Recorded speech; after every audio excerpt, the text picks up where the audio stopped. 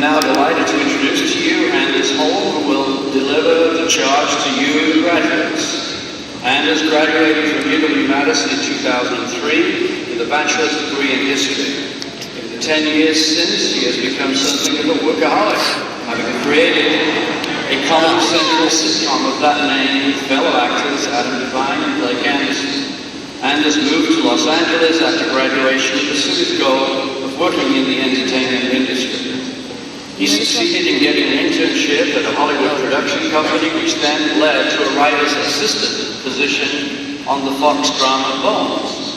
Anders went on to perform and write sketch comedy in the Second City, LA, comedy club and theater, which is where he met his future workaholic co-stars. The trio formed the sketch comedy group Mail Order Comedy, performing at various comedy venues and filming their own skits, which they uploaded to YouTube. An executive from Comedy Central watched some of the Mail Order Comedy's videos and contacted the actors with the hopes of producing a pilot. That pilot, the first episode of Workaholic, debuted on April 6, 2011, and the show has been renewed for a 4th and 5th seasons. So Anders is here, I think, to give you the address, a charge for the graduates, and perhaps even entertain you.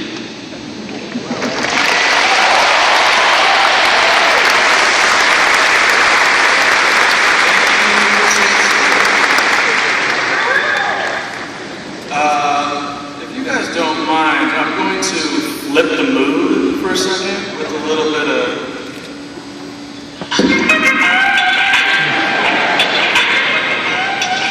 I just want to say good afternoon to the class of 2013. My name is Anders Holm. They were supposed to have a PA system playing music set up for me, a fog machine, some pyrotechnics, and 50 twerk babes twerking it for me. But they said I couldn't do that, so here I am with my iPhone, realizing in real time that this isn't really working. So, before they realize they've made a huge mistake, I'm just gonna pack it up. Yes! So, with that very personal and stupid moment out of the way, I should probably tell you who I am and why I'm here. As I said over that hot beat, my name is Anders Holm, and I'm a University of Wisconsin graduate from the class of 2003. I'm guessing the reason I'm here today, asked by the class of 2013 class, is because I'm the creator, actor, and writer of the show Workaholics on Comedy Central. And that's about, but it's relevant. It's more than just the TV, it's relevant. It's about 3 idiot roommates that are fresh out of college, and they work together and drive each other crazy, and they're telemarketers. You know, it's rough out there. The publication Variety, I don't know if you heard of it, it's a big deal in Hollywood. Anyway, Variety called our show not for everyone, and went on to say it doesn't exactly scream highbrow, and no one will confuse workaholics for anything deep or meaningful. So sit back, relax, and watch me live up to that stellar review. I did want to say one thing first. I know a lot of you guys watch me, and when you're watching, you're a little inebriated. So I brought a bag of some Jack Daniels bottles to pass out, so that I'm funny to you. But before I came out here, I had to go to the bathroom, and I asked the chancellor to watch my bag. And I come back and they're totally empty. He's hammered.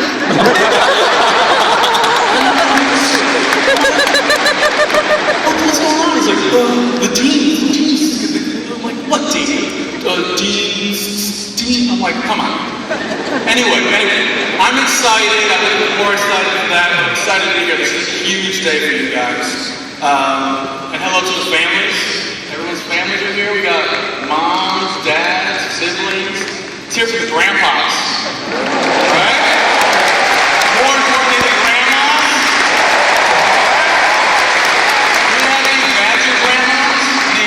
UW badger grandmas, hands? Yeah, just a couple. God, you know, it's mind-blowing to think that just 50, 60 years ago, you guys were pioneering the walk of shame. I kid the grandmas, love you. With a sense of humor. But let's dial it back on a serious note. I did want to take a moment of silence, if I may, in honor of the Midland Street Block Party. You were beautiful. Each year you symbolize the arrival of springtime, and you will be remembered. But probably not because of all the binge drinking. It's just blackout. You don't remember. But, you know, time marches on. Things change. One thing remains the same. This school is the best. And if you don't realize that now, you'll realize that it's awesome. Afternoons at the terrace, you have runs out to Picnic Point, and who could be tailgating for the big Friday night swim meets? You're laughing. Okay, so you guys don't do that? Well, we did. We used to pack the joint. I'm talking 20 parents, including Patty's, just going nuts. It was cool. But, you know, that was then. As I said, things change. In this case, for the worse. But UW is an awesome experience, and I still brag about it all the time. The professors are smart, they're helpful and challenging. The range of classes is absurd. You can study anything. I still have my Hans Christian Andersen book. I'm still reading it. It's like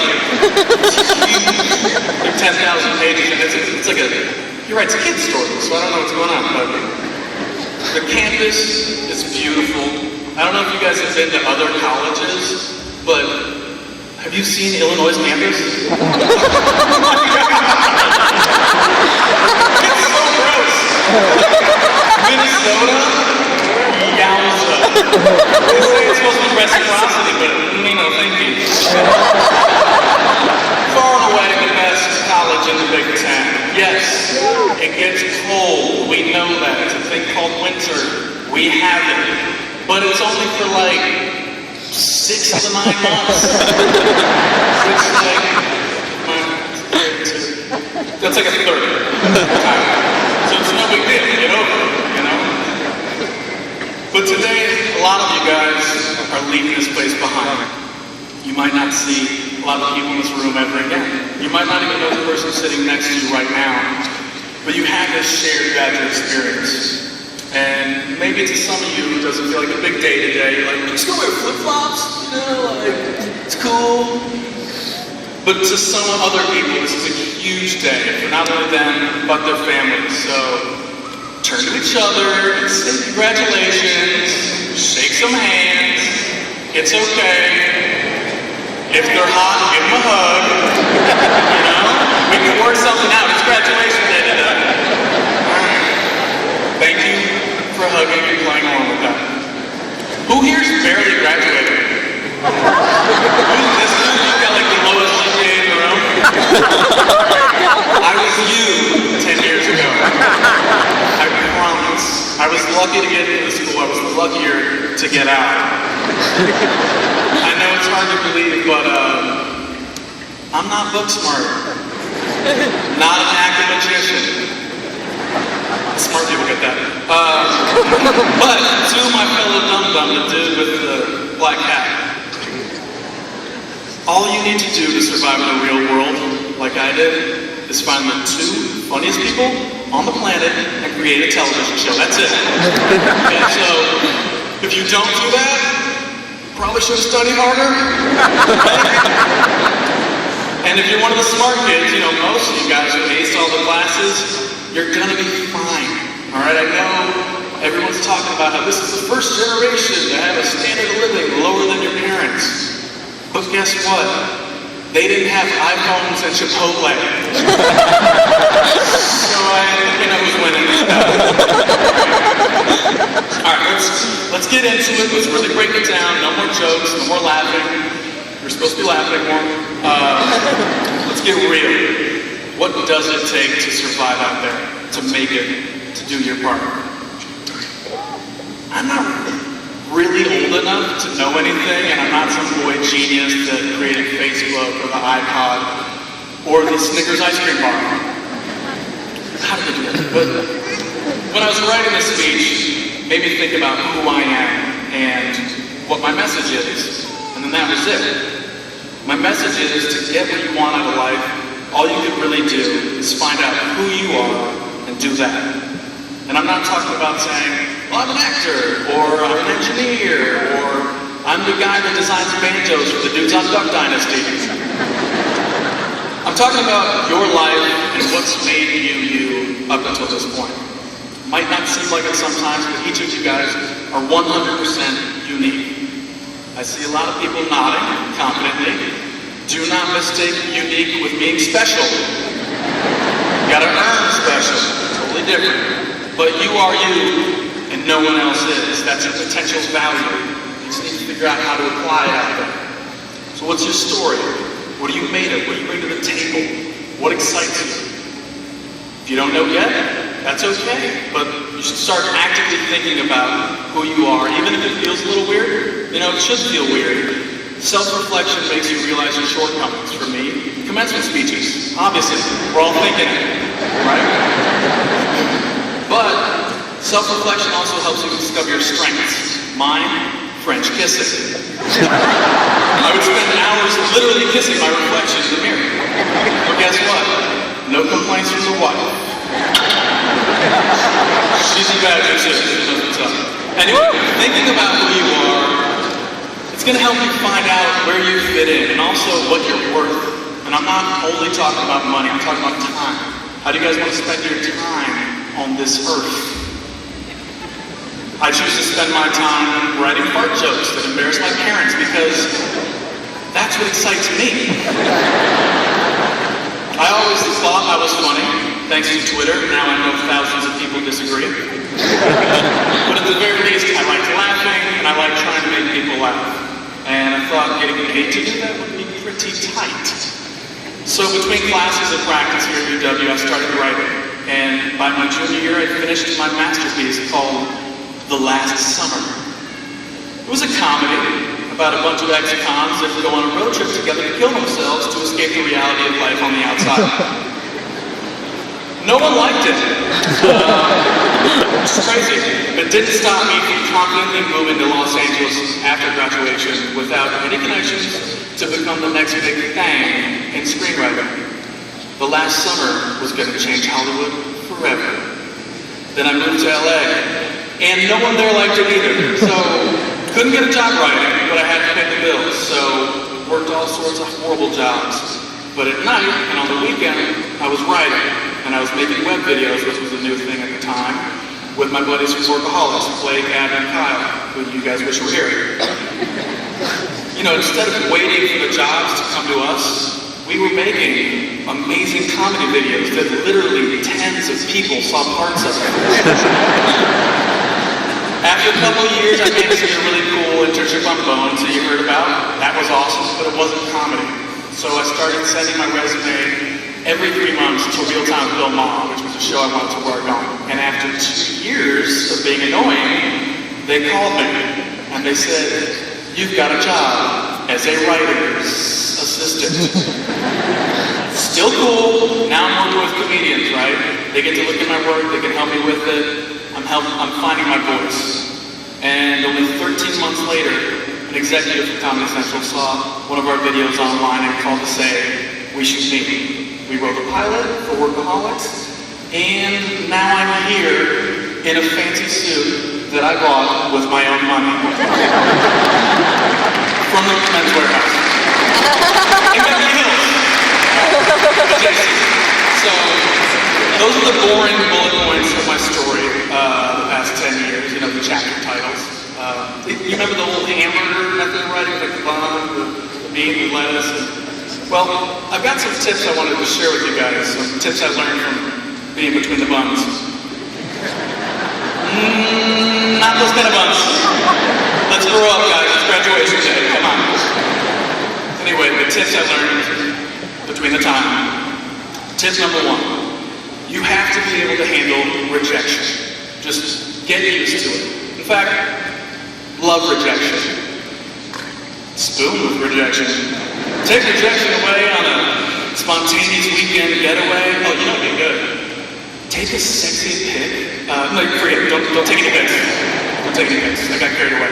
Next tip. Be prepared to work harder than anybody else for what you want. But always take time to watch cartoons.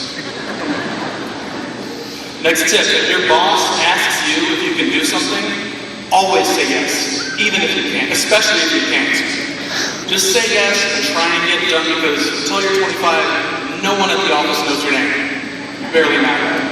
Next tip, if you're not curious, practice being curious. Want to know things. Ask questions. I wish I was better, I wish I was way better at this, but I'm kind of curious as to, well, there I go, being all curious, cool. Final, last tip. Consider what other people think of you, but don't be afraid of what they think of you. Okay, so you don't think this is the best speech you've ever heard? That's fine. Like Variety said, I'm not for everyone. Especially this guy, Stoneface, right here. People are laughing, you're not laughing. Grandma joke? Is that what puts you over? Now you don't like me? So you're this addicted, man. Alright, I could be any catchphrase type on hold. What have you done? Security, this is the one I want tased. They said I could have one person tased. Forget, you know what? I'm almost done. I'm gonna wrap it up. I'm crushing your head right now. Alright, that's all I got. I'm getting worked up. But I wish all you guys the best. Thank you so much for choosing me today. This honor will go down as one of the greatest moments of my day, behind crushing ET took like 45 minutes. It's so good. The mac and cheese, I can't get enough. But one more nugget of truth to prepare you for the real world. It's a quote from the incomparable entertainer Jamie Foxx, who had this to say while working on the Oscar-winning film Ray. After 6 hours of being blind, you lose the sense of how a person is physically. It was amazing to hear the little buzzing voices all around you. Now, when you really think about it, that quote doesn't make any sense or apply to anything I've said today at all. But what it does show you is that no matter what you say, if you say it slowly in a super dope robe, you will sound more smarter. Congratulations, class of 2013.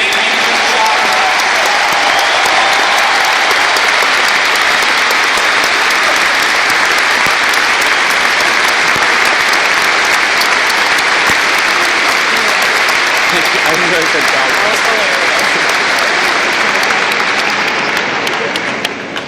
Sometimes we do serious things.